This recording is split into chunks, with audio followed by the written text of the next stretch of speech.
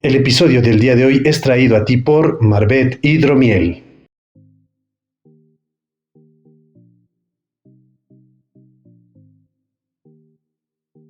Opuestos. Nosotros tenemos polos opuestos y este programa está destinado a encontrarlos.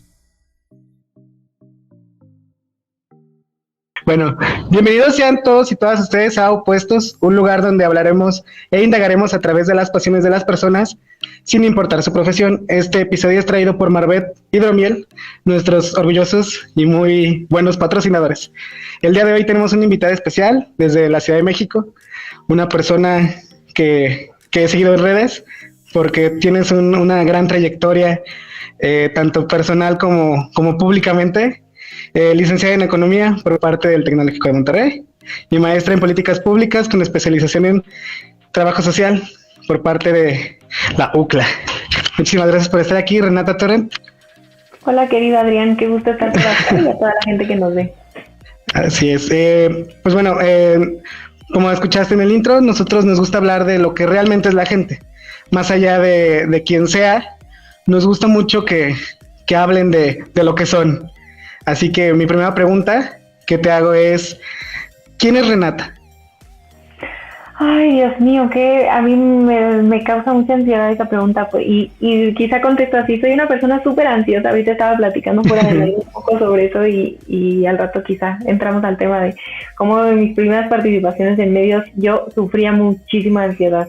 Pero bueno, más allá de mi ansiedad, porque no quisiera decir como solo como eso, quizá para mí, quien yo soy, hay un parteaguas muy fuerte desde antes de ser mamá y ahora que soy mamá. La vida me ha cambiado así radicalmente, ¿no? Y yo sé que es un poco cliché que te dicen, ay, nada es igual después de que eres madre, pero pues para mí sí, o sea, ha sido una revolución tremenda. Yo por muchísimos años, probablemente toda la década de mis 20, tengo 34 años, no quise yo no quería tener hijos. Entonces, de chica sí, porque mucho de mi socialización en mi familia fue como de, pues te casas, tienes hijos y una familia tradicional y listo, ¿no? Entonces como que tenía yo muy internalizado que esa es la vida de una mujer y listo. Pero a mis 20, que te crees un poco más rebelde, así dije, ni de broma, no va a tener hijos, a mí no me van a venir a decir que eso, y pasé 10 años, me casé, mi esposo y yo dijimos, nunca vamos a tener hijos, o sea, estábamos así totalmente, y que me llegan los 30 y pues me empezó a dar así como, pues bueno, sería lindo, me empezó como a cuestionar mucho qué tanto es eso, esa idea de no quiero tener hijos, también como para ponerle como esta resistencia a estas imposiciones sociales que te ponen por ser mujer.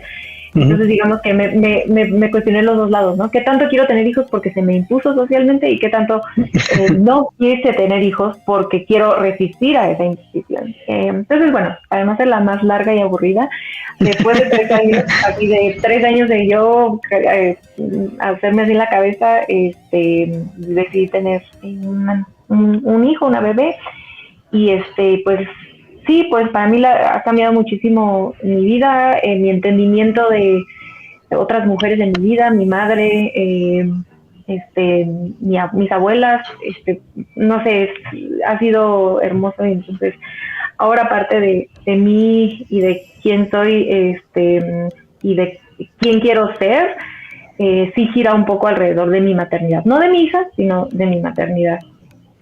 ¿Cuál ha sido una de las cosas que más te hace sentir orgullosa de ser madre? Digo, todo, o sea, yo la veo así como que me hace mamá y ya es como wow, o sea, y me caigo de emoción y de orgullo. Pero para mí creo que el proceso en el que yo decidí mi maternidad, que fue un proceso como muy largo, muy pensado, muy decidido, muy cuestionado, eso fue para mí lo más lindo, y me siento muy conforme y muy orgullosa como de la manera en la que yo tomé esa decisión, y me siento muy orgullosa de la manera en la que estoy decidiendo muchas cosas en la maternidad, ¿no? O sea, como que yo soy una persona que no necesariamente soy muy buena poniendo límites, sobre todo en cuestiones, a veces en cuestiones laborales, ¿no? O sí, en general, ¿no? Poner límites cuesta trabajo. Y como mujer te educan, obviamente no a todas las mujeres, pero muchas de las mujeres te educan a no saber poner límites, ¿no? O sea, como esa socialización donde tienes que caerle bien a todo el mundo, tienes que siempre estar de buenas, sonriendo, y poner límites es parte de, pues no todo el mundo va a estar a gusto con tus límites. Entonces yo siempre he batallado mucho con eso, y mi maternidad me ha hecho aprender a poner bastantes límites, que cuesta mucho trabajo, y sobre todo reiterar mucho trabajo, pero es algo de lo que yo batallaba, sabía que batallaba, era algo como para mí un patrón en el que recaía, y yo me da coraje así de años de terapia y no puedo. Y ahora se me ha hecho mucho más sencillo, ¿no? Poner límites, para mí, como poner a mi maternidad, estar con mi bebé y tener como este balance entre poder estar con ella y también seguir con mi carrera, es algo de lo que me siento muy orgullosa. Justo por ahí va la pregunta que te quería hacer, con eso de que pues también eres una mujer sumamente ocupada, con una agenda súper llena. ¿Cómo haces para mezclar la maternidad con lo que haces fuera de ser mamá?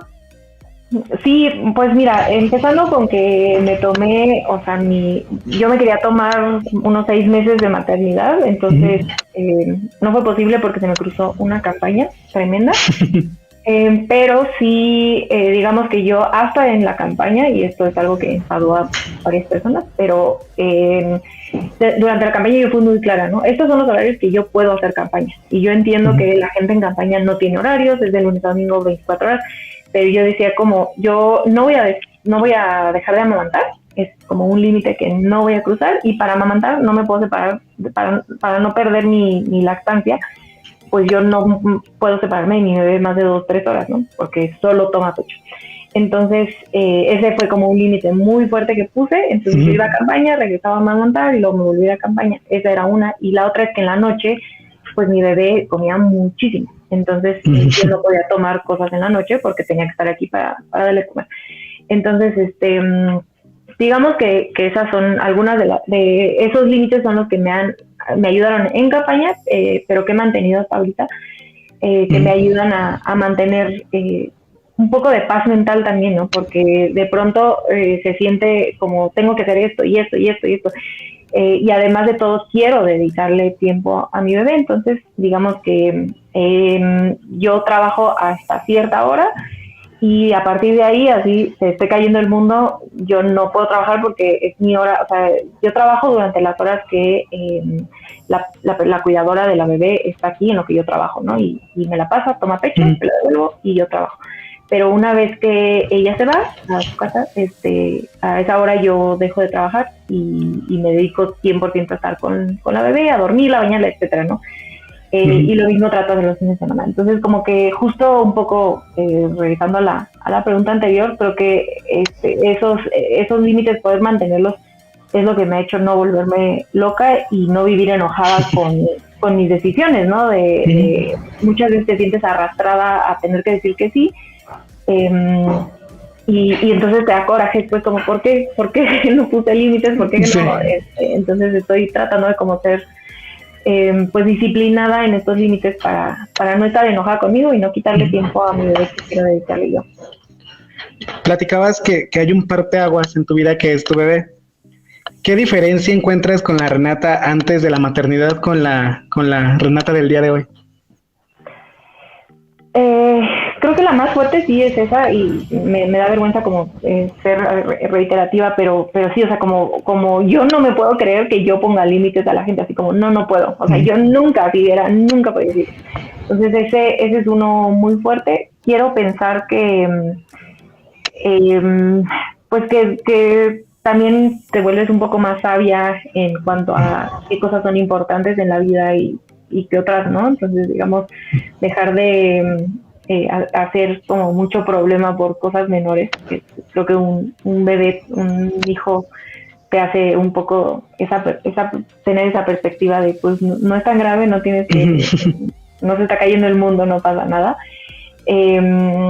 Pero también mi ansiedad, por ejemplo, que es algo que batallo un montón en lo personal, mis ansiedades en las noches así se disparan, ¿no? Entonces empiezo como, ¿qué tal que no está? Entonces ya está, bueno, de otras mamás que me ven, le pones la mano en el pecho, sí, no sé qué, o sea, horribles ideas catastróficas que a mí me suceden de noche y de verdad que batallar con la ansiedad, cualquiera de las personas que nos estén viendo y que batalle con la ansiedad es algo horrible, es pesadísimo, cansadísimo, es muy cansado y es difícil salir de ella, ¿no? Wow, es un gran aprendizaje para ti y para la gente que compartes este tipo de cosas de tu vida. Porque muchas veces, como te platicaba, vemos el personaje público, a la Renata que está ahí en campaña con la bebé, que hasta hay notas periodísticas tuyas que te vemos en redes, en tu programa.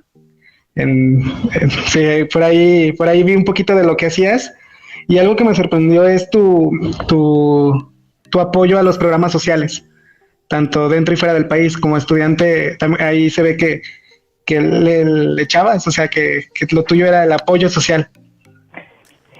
Pues, si quieres empiezo con los programas de ahora, o sea, creo que por favor.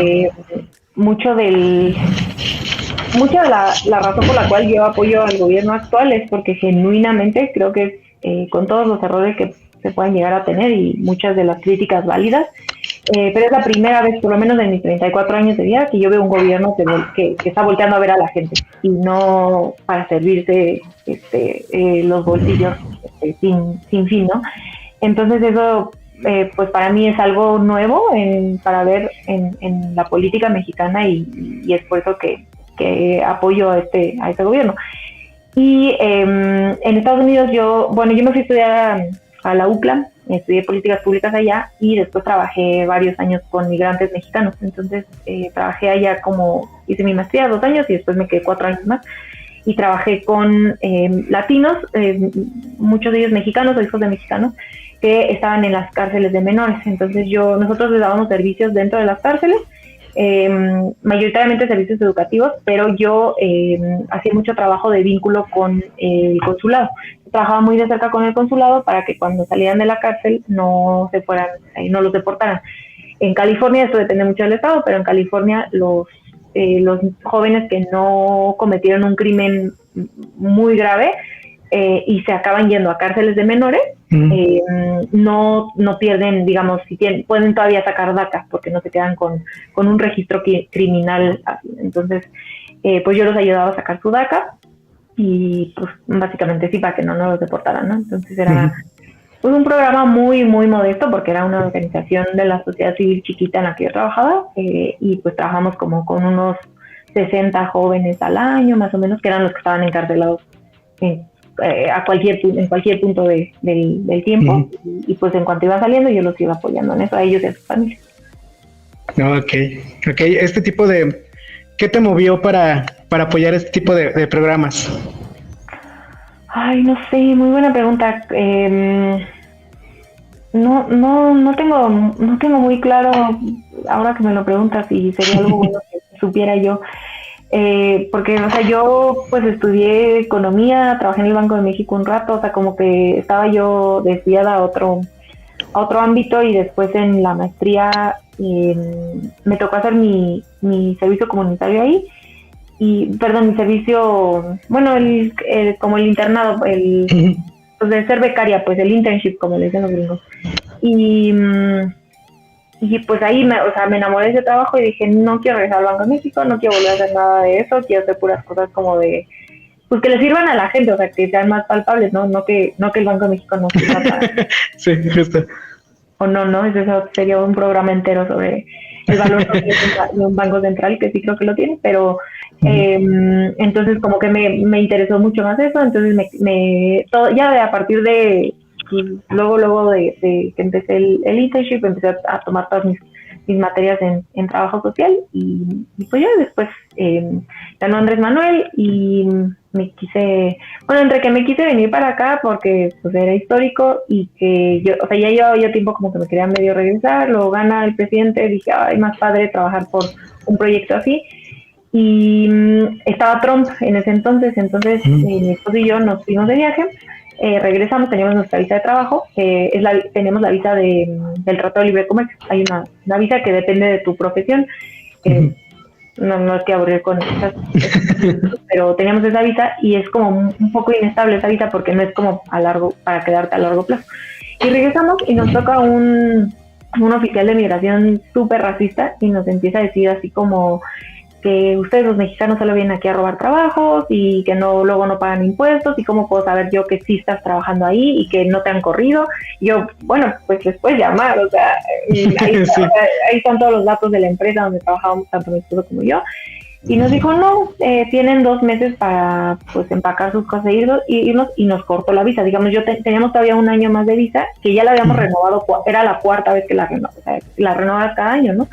Y ya la habíamos renovado un montón de veces y esa última, bueno, y nos quedaba 1 año entero y nos la recortó a 2 meses. Entonces en 2 meses renovar una visa que te recortaron en migración, o sea, pues era un pleito, digamos, había que meter abogados y la verdad es que ya no quisimos entrarle a eso. Quizá pudimos haber apelado y no sé qué hubiera pasado, pero decimos que no, así como, pues si no nos quieren aquí, nos vamos, pues ni que fueran que los gringos. Hay una diferencia en la Renata que se fue. Dices que trabajabas en el Banco de México, ahí te impulsas en los proyectos sociales sin querer en Estados Unidos y regresas a México. ¿Qué cambios hubo en ti para regresar aquí a México? Muchísimos. Yo era toda una tecnócrata, antes de la maestría, o sea, como que yo quería hacer mi carrera en el Banco de México, me encanta. Y tengo mucho respeto por el Banco de México, tengo respeto por mucha de la gente que trabaja ahí, es gente súper honesta, gente muy preparada. Tengo muchísimas críticas sobre todo los excesos, creo yo, de salarios y la falta de austeridad, la falta de cercanía a la gente. O sea, tengo muchas críticas institucionales como a la manera en la que se maneja el Banco de México, pero no a la gente que trabaja ahí. O sea, es gente muy honesta y muy trabajadora.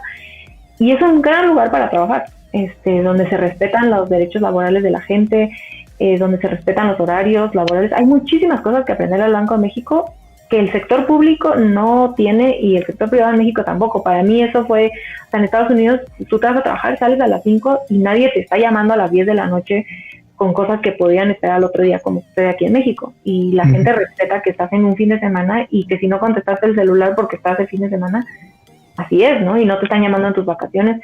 Y eso mismo el Banco de México lo replica y lo replica muy bien. Tenemos esta idea en México que si no trabajas 10 horas al día o 12 horas al día y si te tomas vacaciones y básicamente si ejerces tus derechos laborales, entonces eres un mal trabajador. Y es que nadie puede aguantar, es insostenible, y no lo digo yo, ahí están los datos, ¿no? México que más trabaja y no es como que estamos improductivos, porque no puedes estar 10, 12 horas sin tener vida personal, metida en una oficina, muchas veces sin hacer nada. Entonces, bueno, yo quería hacer carrera en el Banco de México, toda esta historia, ya me metí a temas laborales y todo, pero no hay problema. Bueno, ahí está parte de cómo soy, por aquí por allá los temas. Pero yo sí quería hacer carrera en Banco de México y ya te digo, entonces era como que tenía yo muy claro antes de irme de maestría, pues como el beneficio público que tiene la vida de la tecnocracia y pues es una institución, por lo menos cuando yo trabajaba, súper neoliberal, ¿no? O sea, súper alineada al modelo y al pensamiento neoliberal, al cual yo estaba totalmente inmersa por mi familia. La familia de mi papá es panista así de hueso colorado. Entonces, pues para mí la vida era, pues sí, así es, o sea, esto es lo que es. Yo no estaba como muy politizada, ni mucho menos, pero estudié economía en el TEC. O sea, en economía en el TEC no te ponen ni siquiera a leer a Marx. O sea, ni siquiera te lo ponen, creo que te ponen a leer medio capítulo. O sea, entonces, pues es claro un sesgo ideológico que te taladran en la cabeza y que ni siquiera te cuestionas porque no tienes el otro lado para saber. Oye, un momento, hay gente que dice todo lo contrario a lo que me estás aquí enseñando en la carrera, ¿no? O sea, ni siquiera te dan chance de cuestionarte.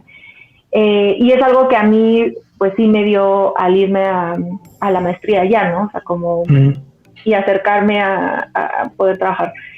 con la gente, o sea, como estar aquí viviendo a la gente y entender pues que los modelos económicos están muy lindos en papel, pero que a la gente no le significan mucho, ¿no? Entonces, eso, ahí sí yo para mí rompí, no te digo, no con el banco ni mucho menos, simplemente pues no tenía yo interés de seguir como un camino profesional por ahí, y me gusta mucho más hacer trabajo como el que hago ahora. Cuéntanos cuál es el trabajo que haces ahora. Bueno, fui candidata para el distrito donde vivo, que es el distrito más panista de todo el país. Creo que solo se le acerca en Monterrey, así como San Pedro Garza, algo. Hay un distrito que es casi igual o igual que este, ¿no? Este es el distrito más difícil de toda la ciudad, definitivamente. Perdí en las elecciones del 6 de junio y regresé a lo que estaba yo haciendo antes, que trabajo en el Instituto Nacional de Formación Política. Yo llevo la parte de género, entonces estoy trabajando ahorita en la llamamos las círculos de estudio, círculos de estudio pero de género, ¿no? Entonces hacemos en todo el país grupos de mujeres que hablan de temas de feminismo, teoría feminista, y empezar a buscar la manera en la que se moviliza, que esta teoría y estos círculos de estudio nos pueden ayudar a movilizar. Entonces, parte de algunas ideas, y esto es así como estreno, porque no he platicado yo mucho del tema todavía, pero parte de algunas de las ideas que yo estoy proponiendo es que se haga una consulta popular en los estados para la despenalización del aborto. Entonces hay estados en los que es muy difícil que pase por temas legislativos. Entonces, por ejemplo, Veracruz pues ya pasó, y que bueno, Morena es la mayoría. Hay otros estados que puede que Morena tenga mayoría, pero que no pues que no haya la fuerza política, o que los y las, sobre todo las legisladoras, tengan miedo de pues del costo político. Y aquí hago comillas porque ya vimos que lo que pasó en Oaxaca, ¿no? Se decía mucho que las legisladoras y los legisladores de Morena que habían votado a favor de la despenalización iban a tener un costo político. Y aquí, para la gente que no sigue la política local de Oaxaca, Morena ganó el 100% de los espacios legislativos que se disputaron. Entonces no hubo tal cosa como el costo político. Con esto no estoy diciendo que así vaya a ser en todo el país, ¿no? Las realidades estatales son distintas, y hay regiones más difíciles que otras. Pero justamente creo que esta movilización y hacer uso de la consulta popular, que dicho sea de paso, yo soy una fuerte defensora de ese derecho, creo que puede funcionar. Entonces creo que en estados como Tlaxcala, que quizá no hay una configuración legislativa o una configuración partidista quizá, o ideológica tan fuerte como de izquierda, como hay, por ejemplo, ha habido históricamente en la Ciudad de México, pues quizás se pudiera empezar, ¿no? Entonces hay estados, hay que analizarlo. Apenas estamos trabajando en el proyecto, entonces por eso es que no hemos todavía hablado mucho al respecto, pero es un adelanto. Y ahora aquí pues nos van a abrir muchos frentes, ¿no? Porque va a haber muchas feministas que estén en contra de esta consulta, porque ya sabemos esa consigna de que nos van a contestar, los derechos no se consultan. Pero pues yo respondo dos cosas. Una, que desgraciadamente no es un derecho, sí, ojalá que fuera un derecho y que no se tuviera que consultar, pero no es un derecho, es la realidad. Es un derecho para las capitalinas, para las de Oaxaca, y ahora las de Veracruz y las de Hidalgo, pero nada más. En otros estados no es un derecho. Entonces eso por un lado. Por el otro, pues tratar de entender el contexto. Lo que nos dice es que ya se han intentado otras rutas, no es como que no se hayan intentado y no pasa. Entonces, ¿por qué no abrir una nueva ruta que pueda ayudar a movilizar y a reducir el costo político que las legisladoras creen poder tener, pues para impulsarlo desde la gente? Yo creo que no hay que tenerles miedo a la gente, a que la gente opine. Y yo creo que si a la gente le preguntas, ¿estás a favor de que una mujer sea encarcelada por verse obligada a interrumpir su embarazo? Porque nadie se despierta en las mañanas y decir, híjole, qué emoción, me voy a ir a abortar. Y es muy diferente decir, ¿estás a favor del aborto? Vaya, es que nadie está a favor del aborto, ¿no? Nadie. Pero si tú preguntas, ¿estás a favor de que se le encarcele a alguien por interrumpir su embarazo antes de las 12 semanas, además? Creo que la respuesta sí puede cambiar. Yo le tengo mucha confianza a la gente, entonces, y a la organización, y creo que por ahí es la forma en la que a mí me gustaría que se hiciera política. Entonces, pues eso es lo que ando trabajando. Muy bien. Y bueno, tengo mi programa en Capital 21 con Vicente Serrano los sábados a la 1 de la tarde también, por si nos quieren ver por allá. Sí, con Ay, soy gusto. profesora de la UNAM. No, pues sí, estoy ahora que con razón no me da la vida. Y doy clases de sábados en la UNAM. Clases en la UNAM, programas por ahí, programas por allá, programas sociales que mover, que platicar. Me da mucho gusto el conocer a una persona como tú. Para mí, te digo, eres una luchadora social, más allá de la profesionalidad, del currículum tan amplio que tienes. Eres una persona que al final lucha por los derechos en este momento de las mujeres, en su momento de los inmigrantes, y eso creo que es admirable. Muchas gracias, querido Adrián.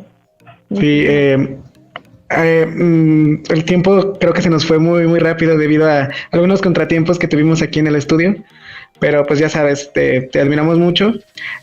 Una última pregunta que me gustaría hacerte para que nos des un poquito de porque al final nos hablaste de tus pasiones, hablaste apasionadamente de lo que te mueve hoy día, que al final es ya también tu trabajo. Entonces, me gustaría preguntarte, ¿cuál ha sido el mayor aprendizaje que has tenido? ¿En mi vida? ¿O en mi trabajo? En ambos, o el que gustes de darnos. En mi trabajo, yo creo que nada de lo que se debe hacer, o sea, a ver, como que yo siempre contesto, siempre que yo critico a la tecnocracia, yo digo, es que yo soy la definición, me fui a una universidad de Estados Unidos a estudiar, yo estudié en universidades privadas, o sea, como soy la definición de lo que significaría un tecnócrata.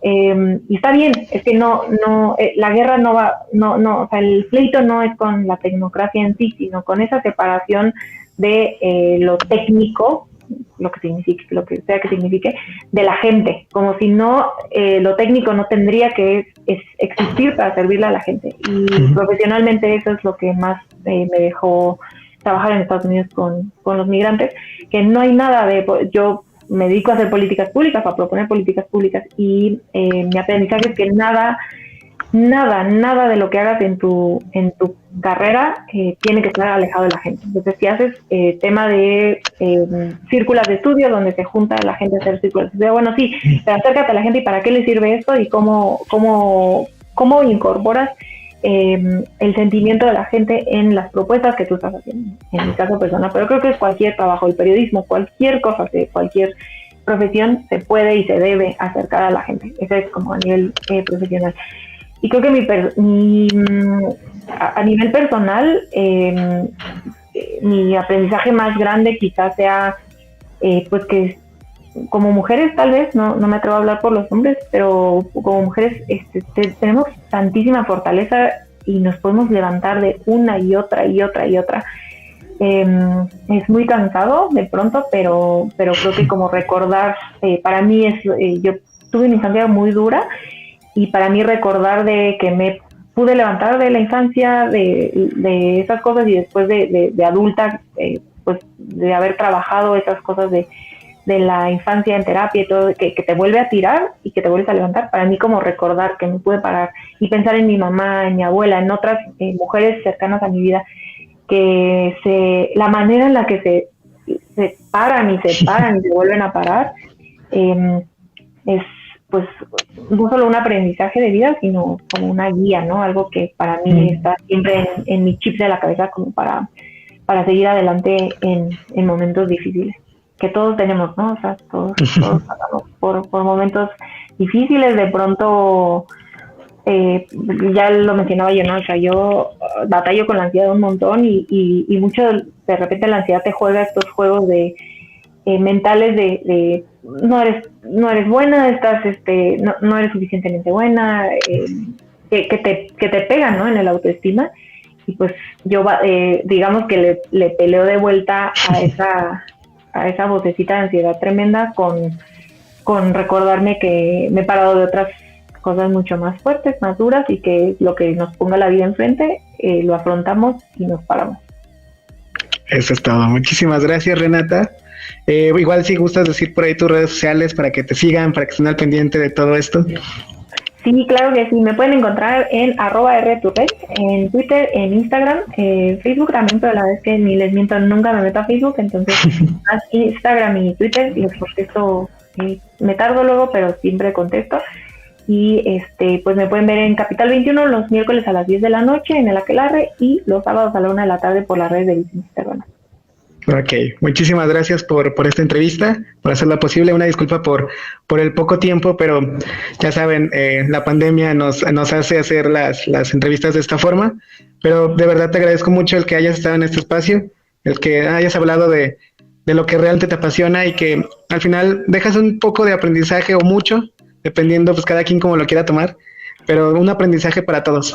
Muchísimas gracias, Renata. Muchas gracias a ti por tus palabras, les mando un beso y un abrazo y gracias por el espacio y gracias a toda la gente que nos ve y que lo siga a ustedes por el gran trabajo que hacen. Muchísimas gracias por la invitación. Muchísimas gracias, Renata.